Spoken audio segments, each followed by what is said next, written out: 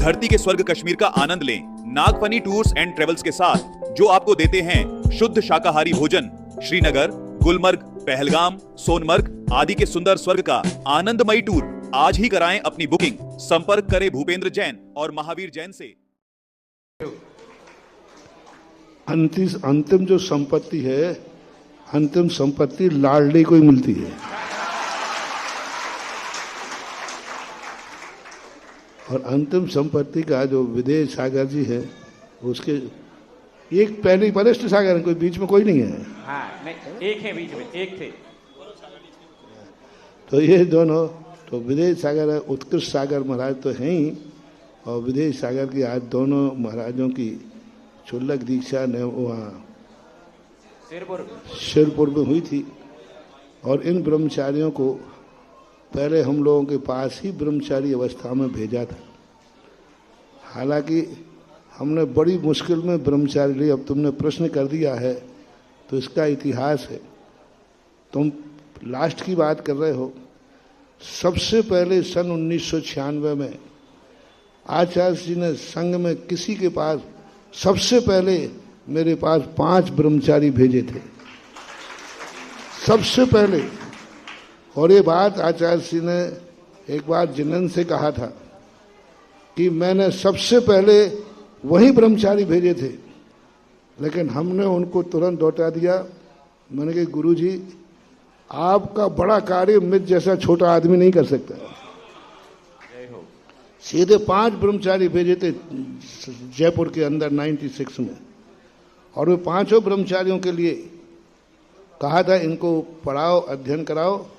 पर हमने कहा आचार्य श्री, ये कार्य तो आपको ही शोभा देता है और आपके द्वारा ही ये कार्य होना चाहिए।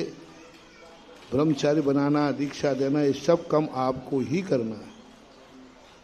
और हमने उन 5 ब्रह्मचारियों को सम्मान के साथ पत्र लेकर के पूज्य आचार्य महाराज के पास भेजे थे। उनमें से ये 5 ब्रह्मचारी थे, पूज्य सागर हैं, भाव सागर हैं, ऐसे 5 लोग थे, ललितपुर के थे। विमल सागर जी, हाँ 5। और 5 ब्रह्मचारी, उसके पहले कहीं किसी के पास ब्रह्मचारी नहीं भेजे थे आचार्य। तो पहले ब्रह्मचारी भी हमारे पास ही भेजे थे, और फिर अंत के ब्रह्मचारी भी।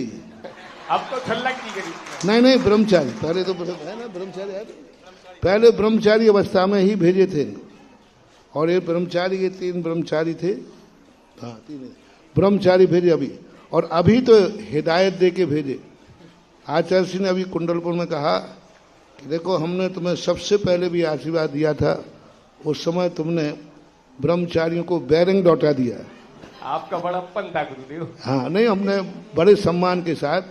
पर अभी कुंडलपुर में आचार्य जी ने स्पष्ट समझाया, देखो आप मेरी बात सुनो, मानो। यदि आपका ये कार्य करने की योग्यता है तो शक्ति को छुपाना भी, ये भी अपनी शक्ति को छुपाना अच्छी बात नहीं। फिर हमने नहीं सुनी। हाँ कहा होगा, आचार्य जी कहते। तो आचार्य ने फिर दोबारा कहा, क्यों मेरी बात सुनी नहीं क्या? मैंने की नहीं।